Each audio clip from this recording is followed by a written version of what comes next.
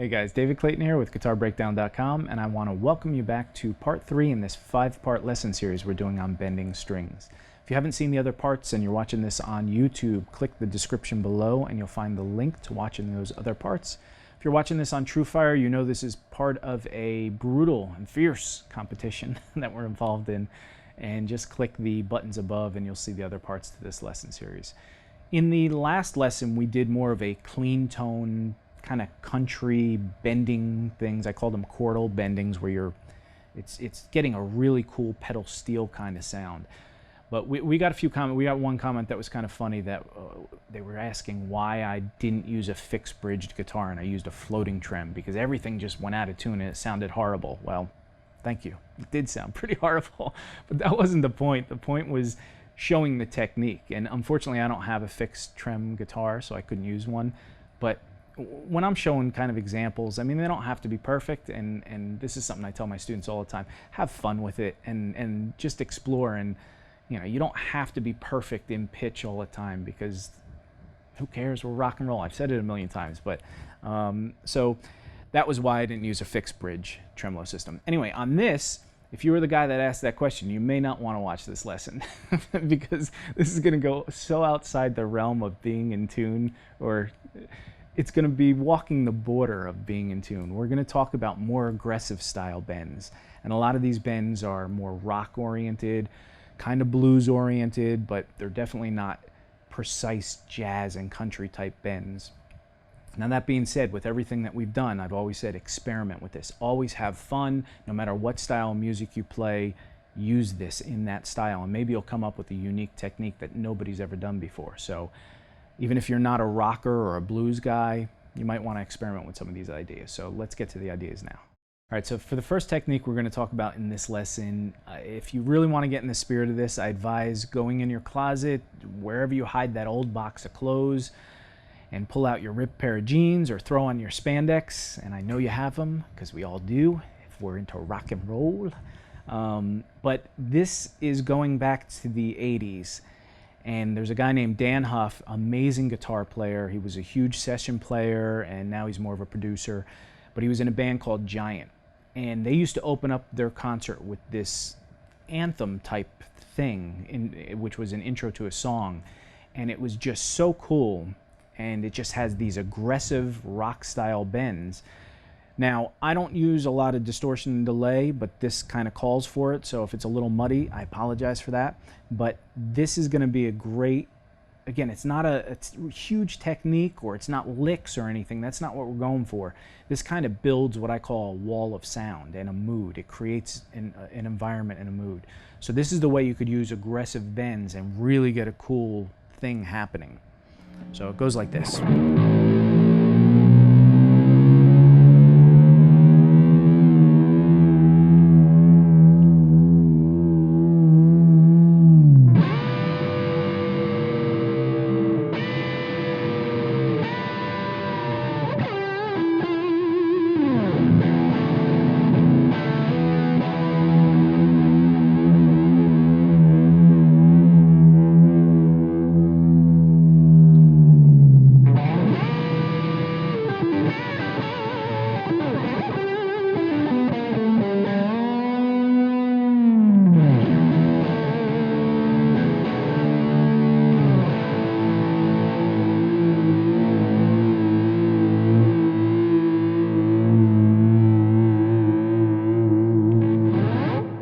But that is aggressive. I mean, and it sets a mood. And think of that in like a giant stadium, where it's just amazing.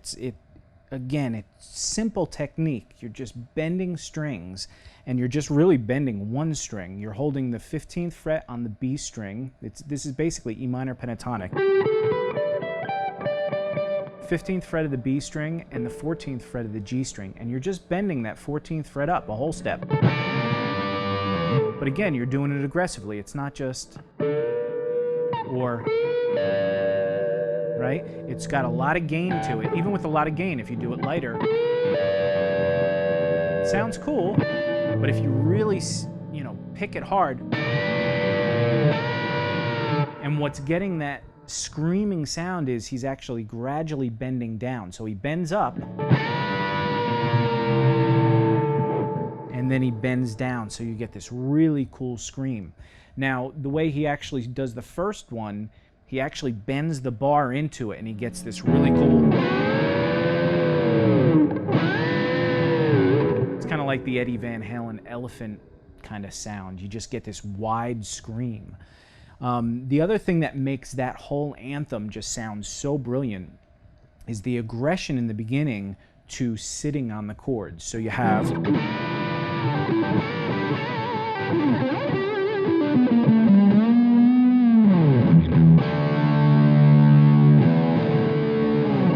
So you have this wild craziness going on, and then it's offset by the calm settling of those chords. And that's one thing I don't know if we've mentioned before too. I love that contrast of if you do fast picking stuff, you want to offset it with some slow melodic stuff. If you do this aggressive stuff, kind of offset it with some kind of calm settling stuff.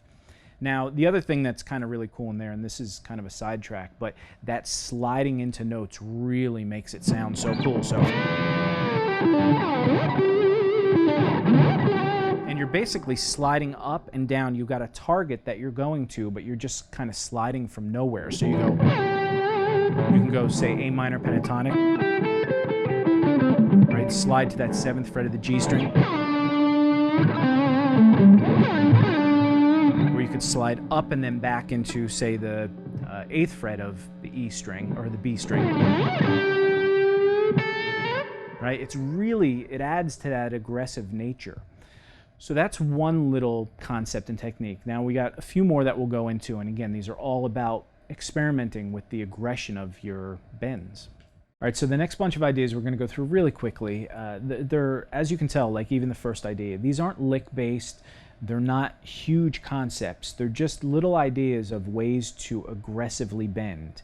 A lot of times we get caught up in those perfect pitch, kind of clean, bending to the perfect step and a half, or this half-step bends. And this is more about aggression and getting that mood and vibe happening. So we're not focused on perfectly bending in tune, but these ideas are really, really cool. And the first time I ever heard this next idea was from one of my teachers at music school. It was the first teacher I really connected with, because he used to play like Coltrane stuff and Michael Brecker and all this cool jazz stuff, but then he'd incorporate it with this rock stuff from Hendrix to Van Halen to Warren DeMartini, kind of like what Scott Henderson does and those guys. Like they have a lot of great jazz ideas, fusion things, but they have this aggression to them. So this idea is a real simple concept. It's just bending up a whole step really fast, bending up and down, and then slowly easing back into that bend, and it sounds something like this.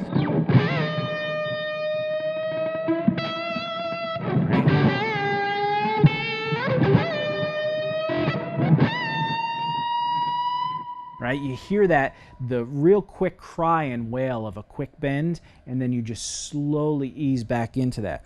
So here we're taking E minor pentatonic. We start on the 15th fret of the B string, bend up a whole step and back down real quick. And then slowly bend back up.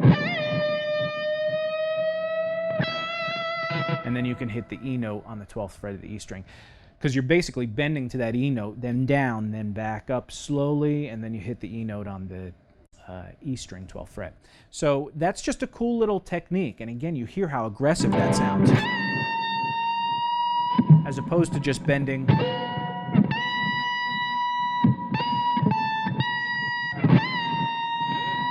Just has a really, really cool sound. And again, it's just one note, but it's just one way of bending that a lot of people don't do often.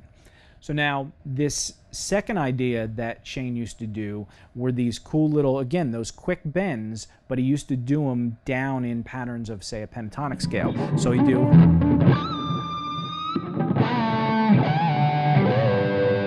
Right, so that's just going the pentatonic scale. And there's a lot of distortion and gain for me, but... So A minor pentatonic, right?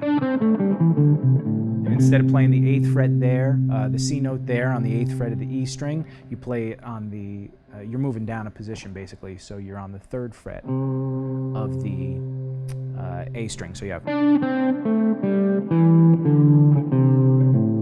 so you can get these patterns, right? And he's basically just taking the first note of each one and getting maybe a pinch harmonic there, and he's bending up and down quick and then bending slowly into the pitch.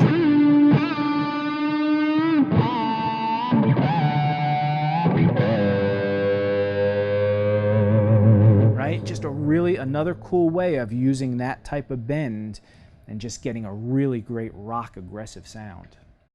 All right, so this next idea, we're going to drift away from the rock thing, a little bit more down to earth into the blues realm.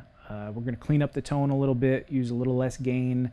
But guys like Stevie Ray Vaughan and Jimi Hendrix, this is one of the techniques they would use to add that aggression to their playing. It's a really cool bending technique. Takes a little practice to get it to work together, but it's basically you're letting 2 strings bleed together. So the way they would do it, instead of just letting them ring together at the same time, they would actually bend one up, grab the string on the grab the note on the next string, and then bend it down. So you'd have, we'll stick in the E minor pentatonic, right, the 12th fret, and you're going to bend the D note on the 15th fret of the B string. You're going to bend that up a whole step to an E note, right? But when you're up there, you're going to grab the G string and then bend that down. But you're going to let the 2 of those ring together as you're bending it down. So it's the 15th fret on both the B and the G string, but you hit 1 first, the B string, bend that up, then grab the G string, 15th fret, and bend that down. And if you see that time, I stopped, once I grabbed the G string, I stopped the B string with my finger here, my picking finger.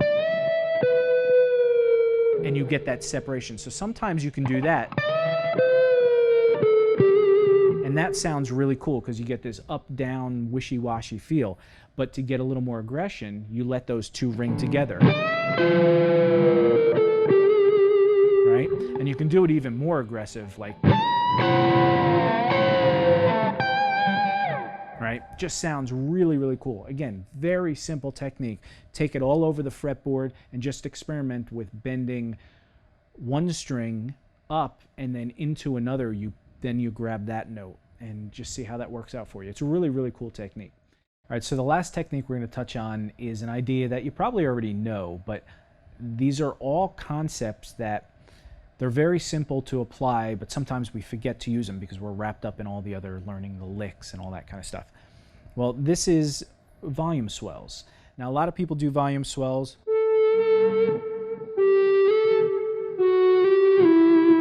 And all you're doing basically is hitting the note while the volume on your guitar is off.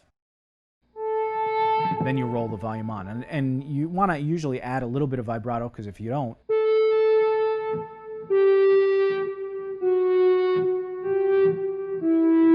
still sounds cool, but adding a little vibrato.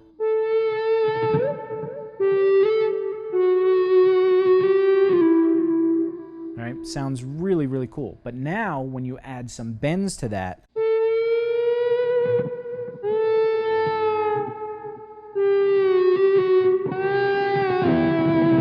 right?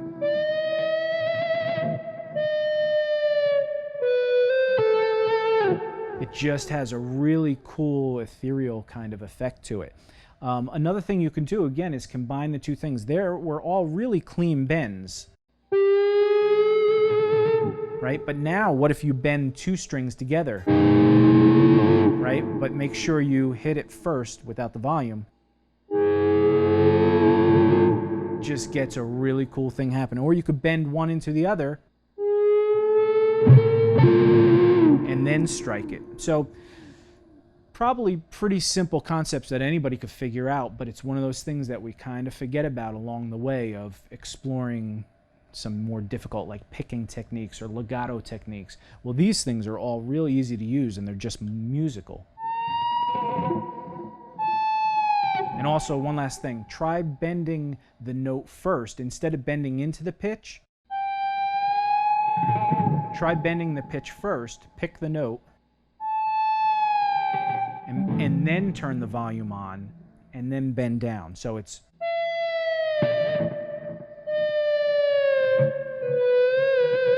right, so it's like the reverse bend, but you don't hear it bending into the pitch. So there's a ton of little tiny concepts and ideas to help you get a little more aggression or get a different sound out of the guitar than maybe you're currently using. So hope you guys really enjoyed that. If you did like this, please subscribe if you're on YouTube, if you're on TrueFire, or even if you're not, go to TrueFire and vote for this lesson if you do like it. I really appreciate it. And we will see you next week with a lot more cool bending techniques.